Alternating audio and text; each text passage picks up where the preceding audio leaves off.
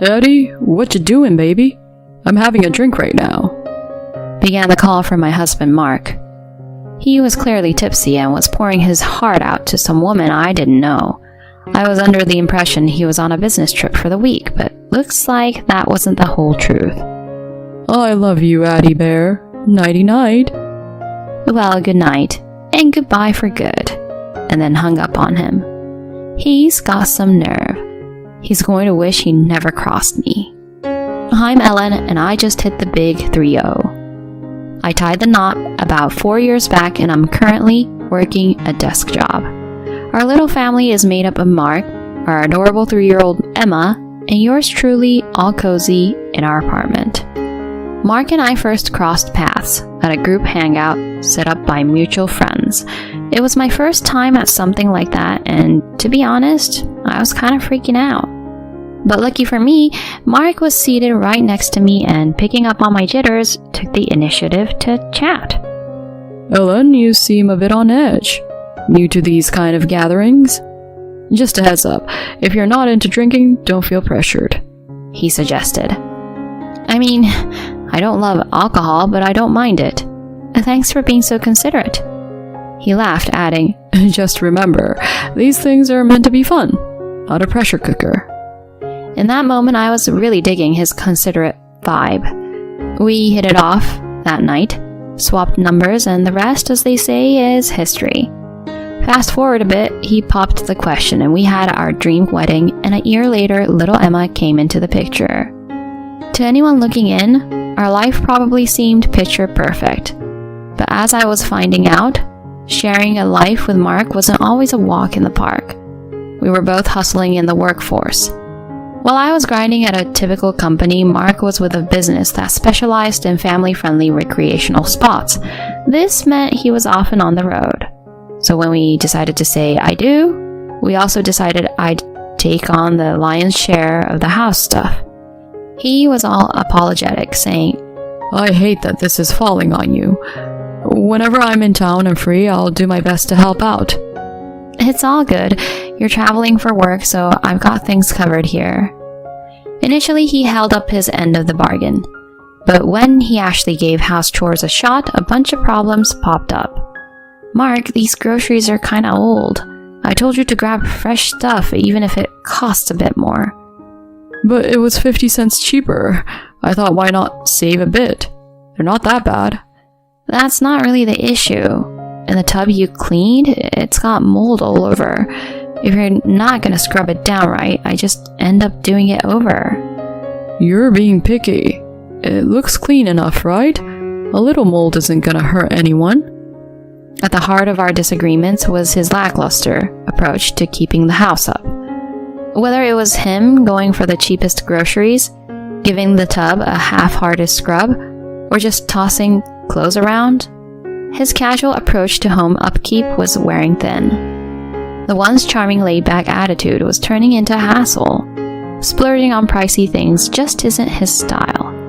He's kind of lax when it comes to chores, figuring a bit of clutter is no big deal.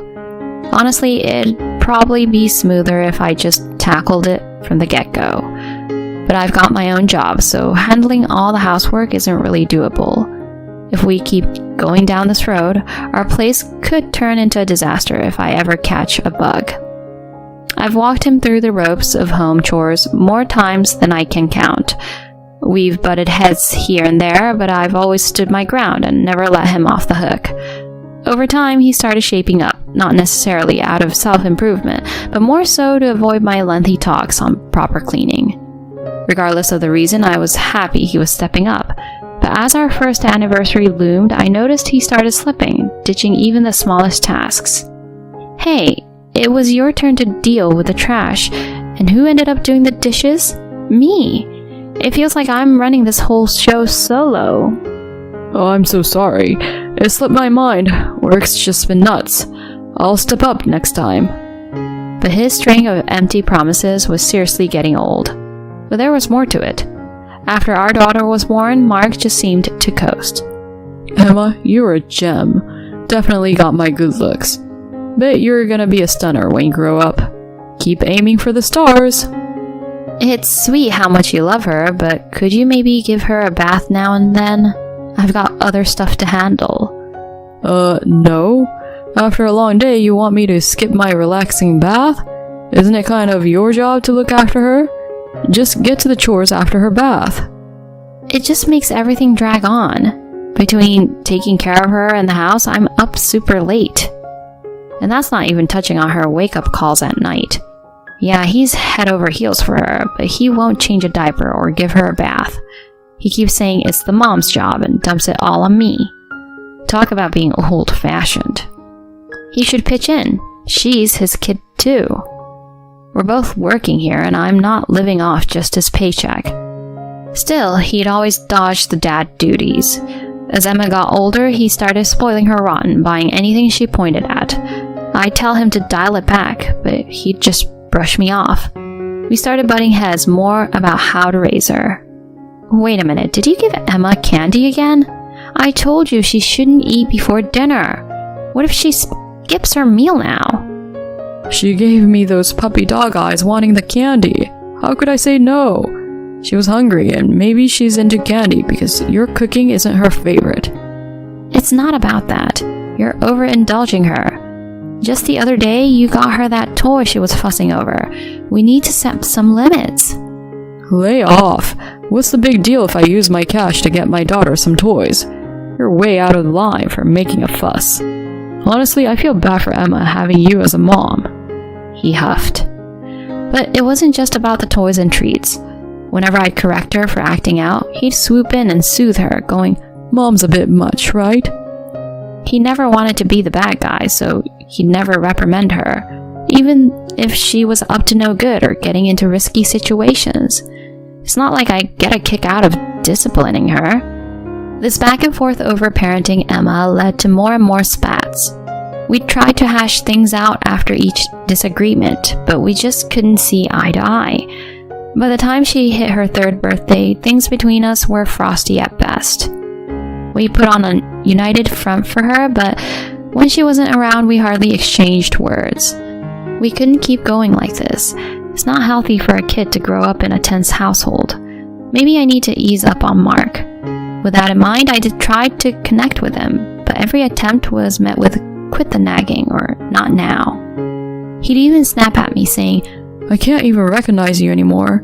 All you do is complain and you've let yourself go. Remember how gorgeous you were when we got hitched? Now it's like pulling teeth just chatting with you." I couldn't take it after that and just stopped reaching out. I felt like our relationship was a lost cause, and I resolved to end things once Emma was a bit older and more independent. On top of that, Mark was acting kind of off. His work trips were stacking up. He always traveled for work, but it was non-stop now. He'd get back, and within a couple of days, he'd be off again. That became the new routine. He started rolling into the house really late and would sometimes crash at the office.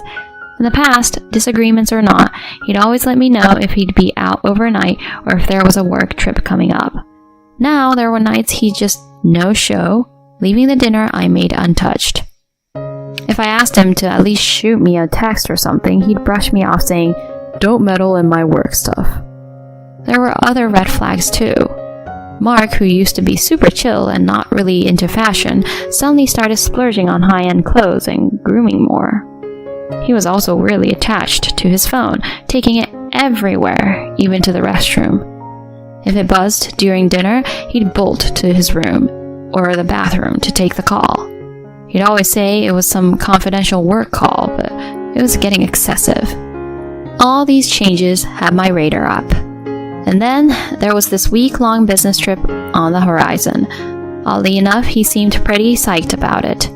6 days after my husband jetted off for his business trip, I was settling in for the night after tucking Emma in when out of the blue my phone buzzed from him. That was odd. Since things got rocky between us, we'd kept our chats to just the essentials. I answered, feeling a bit uneasy. He greeted me with a peppy, "Hey, you." It was obvious he had been drinking, and then he let something slip. "Addie, what you doing, baby? I'm having a drink right now. How's your cold, baby? I was hoping we could have traveled together this time." Too bad. Next trip, I'll just tell my wife it's for work and we can sneak away. He was clearly mistaking me for another woman and poured out all these affectionate words. You're such a mix of sexy and sweet, Addie. Young, great body, and so caring. My wife? Nothing but nagging. Totally lost her spark. And those little wrinkles by her eyes? Yikes. As he rambled on, comparing this Addie to me, I just stayed silent on the other end. Seeming satisfied after his little vent session, he wrapped up with, Honestly, I wish we could just end the marriage so I can be with you, Addie. It's getting late. Gotta go. I love you, Addie Bear. Nighty-night. I calmly replied, Well, good night, and goodbye for good. Message received loud and clear. I heard his confused, What? But I didn't bother responding. Instead, I blocked his number, fuming and ready to confront him. He's got some nerve. He's going to wish he never crossed me. The next morning, I was chilling on the couch when Mark burst in, looking all frazzled. He could barely string a sentence together, managing about last night. I cut him off, pushing divorce papers towards him. Never expected you to spill your secrets during a late-night call. I was more surprised than angry. How on earth do you mix up your wife with your side piece? No, wait. That call wasn't what it sounded like. Just hear me out. You're talking about love and splitting up and you say there's a misunderstanding? This is happening.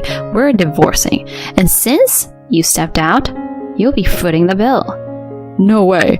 I was just running my mouth because I had too much to drink. I didn't cheat. We're not ending things. You got no evidence, right?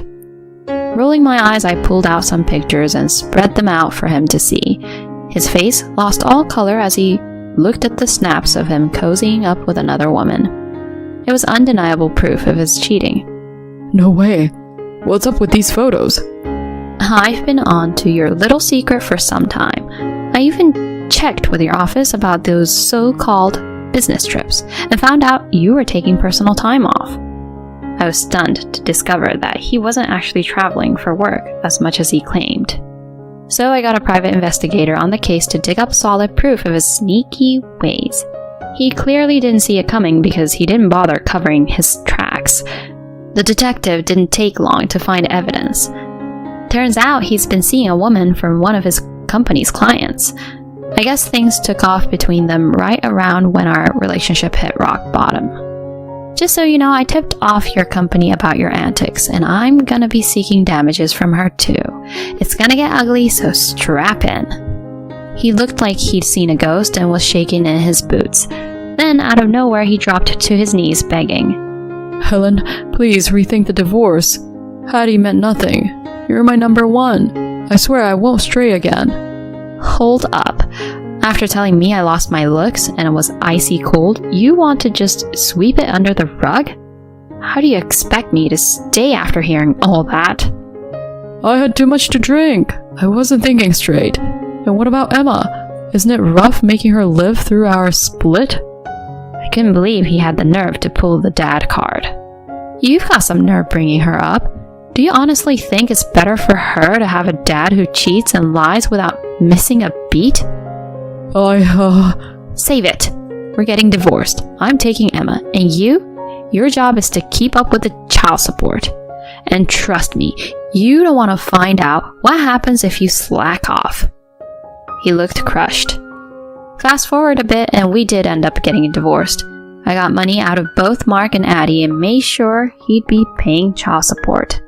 He tried his best to get custody, but his cheating ways and lack of time spent with Emma made the decision pretty easy for me. Addie's folks settled her part in full, and she got shipped back to her parents' place, probably even lost her job over it. Mark's folks, solid people, actually were super apologetic about the whole thing. They filled me in on how they're keeping a close eye on him, even threatening to cut him off if he doesn't keep up with child support. His work shifted him to another department after the scandal broke out. Word on the street is he's a shadow of his former self, and honestly, he had it coming. As for me, I moved back in with my parents and have been hustling every day. The highlight is watching Emma blossom.